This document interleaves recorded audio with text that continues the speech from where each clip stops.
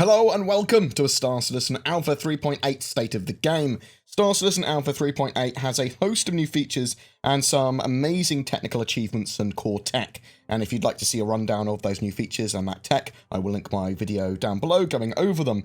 However, there are a large number of problems, bugs, and what I would deem blockers for a live release that have seemingly been left in the 3.8 build. I think due to the rush to get it out before Christmas. I am reliably informed, though, that a good portion of these problems are being worked on, and in fact there is going to be a 3.8.x patch planned for January. Hopefully this will fix some of those issues and add some new other updates and quality of life to the game. I know they're adding some new armor. The Cutlass Red is also planned for January at some time. However, there are a wad of game-breaking issues, or at least a load of problems and bugs that I wouldn't have expected to have made it into the 3.8 live build in the first place. Because of staggered development, we're supposed to have a more playable patch, and 3.8 was supposed to be the sort of first patch that we had with this new staggered development model, meaning we should have more playable live patches. Now, 3.8 is very playable, and there's a load of new features, but there is still a load of bugs, and admittedly, there's server-side object container streaming and new planetary tech. They're pretty big additions, and that obviously comes with some bugs that they then need to iterate on, and having a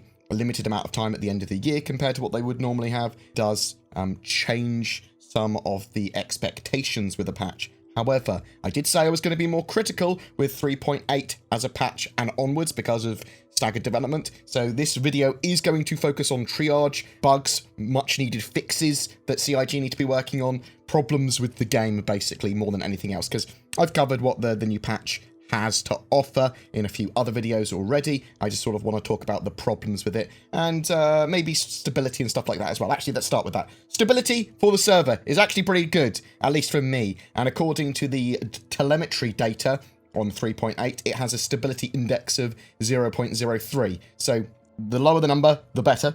And they consider 0.2 as stable. So that's significantly below that. The stability of 3.7.2 was 0.13, so 0.03 that 3.8 has is very, very low.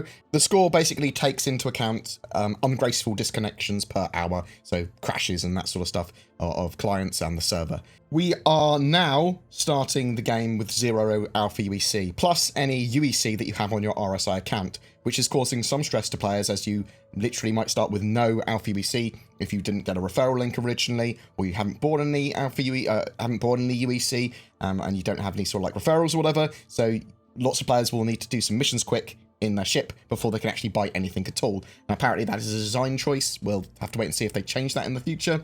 There are some quantum travel changes, which have ships being able to travel quicker, effectively making the star system a bit smaller, but also conversely, fuel depletes quicker, and you're going to have to refuel much more often. So smaller ships can travel longer distances quicker, but don't have the amount of fuel capacity necessary to do the huge travels without stopping at a rest stop or a station or whatever. This is a change that some are going to take a little while to get used to, and it might be something that CIG are just doing in the short term. It is actually quite annoying when combined with a bug that it has. So rearm, repair, and refueling is not working properly on pads at the moment, not all the time. So sometimes you can land and you can use the services, but often they won't work. So you have to either hover above the pad that you want to use services on, or land without your landing gear down. That's the sort of workaround there. You can now quantum travel from 10 kilometers away from a planet as well. So you can just get a little bit out of the planet's atmosphere and then quantum travel, which is pretty useful.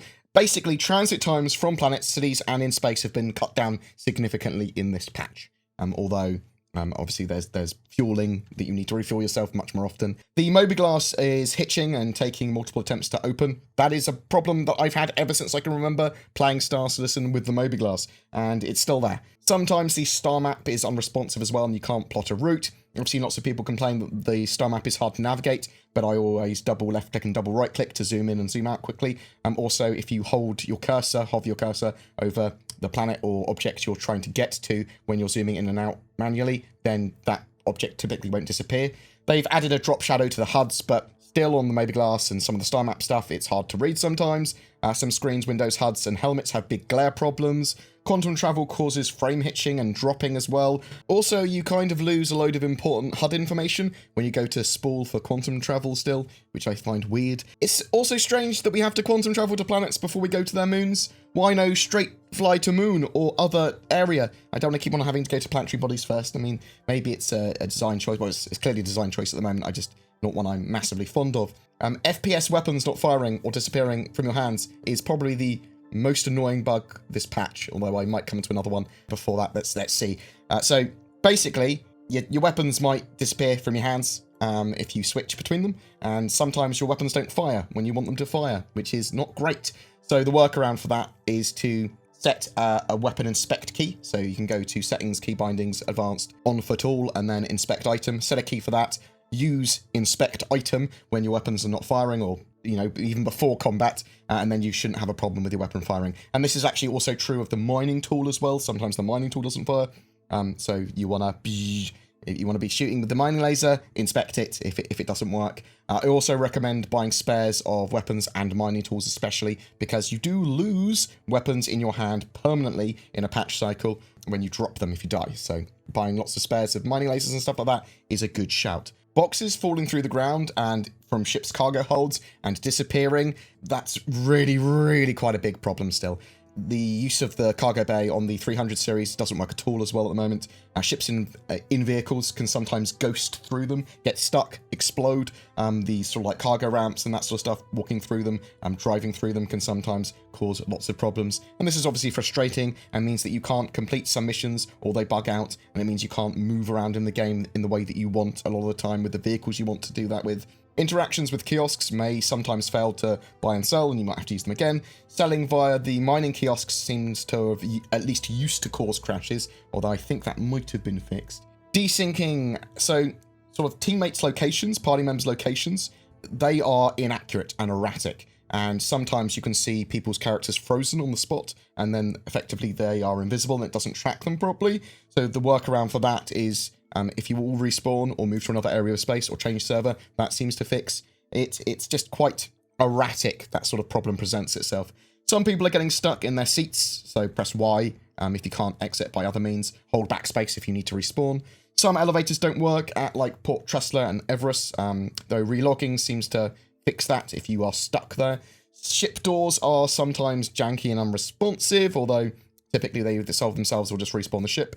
The comms and friends lists don't refresh properly, and you sometimes have to switch screens. That's true of lots of the stuff on the Mobiglass, actually. I find that ship AI are more active and responsive in this patch, which is actually pretty good. And I actually find the general ship combat and updates to the cameras much, much better as an experience for me. There are still issues with ESP. There are sometimes problems with pips that go a bit funky, and there's still problems with AI where they do occasionally go AFK and stuff like that. Some missions sort of like bug out, which is really annoying. I was hoping that we'd have all the missions just working fine, but there seems to be lots of other little problems here. There is a concern over auto gimbals still, and big problems with shield holes. This is actually one of my other genuinely hellish problems with the game. So that renders some ships fragile and near useless in combat. Things like the Super Hornet, which I still think has shield holes. Maybe I'm just really bad. They're not mutually exclusive either. Maybe I'm bad and it has shield holes. Pressurization and atmosphere is unreliable, even in sealed areas. You might take off your helmet and suffocate when you think you should be safe. There are still many issues with missiles and countermeasures. However, I do think we're actually getting a big missile update in 2020, personally. Them updating the IFCS system that the missiles use, which is a more derpy, simpler one. This is by all means not a full list of bugs and issues with Alpha 3.8, and bear in mind that the game is still in Alpha, and CIG are aware of all of those issues and fixing them on a varying level of priority. In fact, they've got surveys and lots of feedback forms, and obviously the Issue Council, which you can sort of like help work out what bugs should be fixed in what order. I am in the opinion, though, that I would have expected 3.8 to have much less in the way of bugs than it does, and blockers, and would have preferred it actually to stay in the PTU, the test phase, until the major ones here had actually been solved. The game is still very playable and fun, don't get me wrong, as long as you avoid those bugs, or you're lucky, or you use the workarounds. I love the planets and moons and microtech and the server stability and the fact they've got a load of their core of the game in now. New stations, new missions, all the gameplay, it's good. I just seem to get less problems than most. So I look through other people's sort of like bugs and problems that they have with the game, and I go, well, I haven't experienced that much, but that is game breaking, some of these things. So I think that because I play either Cardi Patches and Star Citizen, I've played for generally so long now, I naturally avoid the bugs, or I've become, playing a good few hours in the Evocati phase, you sort of like become used to how to work around a lot of the stuff immediately. So when it goes to a live build, I sort of do that without even thinking. I'm looking forward to a 3.8.x patch, though, solving some of these issues. The main one I think I hate is the weapons not firing. Oh, that is so annoying. I hope that 3.9 will see significant improvements with its playability, at least at the first instance of live. That's sort of what I wanted and expected from staggered development and what CIG had been saying. So 3.9 does actually have a lot of other features currently listed, and I think are really essential for the game, like the accountancy app. There's a huge amount of sort of like the dynamic mission system and dynamic economy starting to be sort of like kicked off in 3.9. So that is really exciting. That is really good. We'll have to see if there's any rescheduling with that. But stay tuned for a 3.8.x patch coming within the next couple of weeks, I would expect. I do quite like the fact, in some ways, that CIG and Star Citizen aren't scared of bugs. They will push stuff out. However, conversely, I hate it at the same time when I think blockers. There are some major bugs which do need to be fixed before going live, so I'm juxtaposed with that opinion. I wish the major releases just didn't have those game-breaking ones. But what do you think? Have you encountered some of the more annoying or game-breaking bugs in your travels in 3.8? Or have you not noticed them? Are you avoiding Star Citizen until it is significantly more playable or has permanent persistence or something like that? Whatever your thoughts, I'd love to hear from you in the comments below. Every month we have a ship giveaway for January 2020. It's for an Anvil Arrow and Star Citizen game package. Just comment on any of my videos made this month to be in for a chance. More details in the description below. Oh, it's time to shill. If you're looking for a VPN, then consider NordVPN. They have many advantages over free VPNs, but are incredibly cheap, and I use them and can recommend. There's Shadow as well, which is an alternative to owning your own gaming PC. They give you a sort of Windows 10 environment focused on gaming, and it leverages the power of your internet and their cloud so that you can stream it to any device or other PC or laptop or phone or whatever. And you can now order systems with varying scales of hardware for up to 4K gaming, and as always, it works fantastically well with Star Citizen. It's an extremely affordable way to get access to a high-spec PC. Links below to Shadow and Nord, and make sure you use the code BoredGamer to get a discount. Thank you very much for watching, and if you want to support my channel further, consider becoming a Patreon or YouTube member via the join button, or sharing my videos, or liking and subscribing. Take care, and I'll see you in the verse.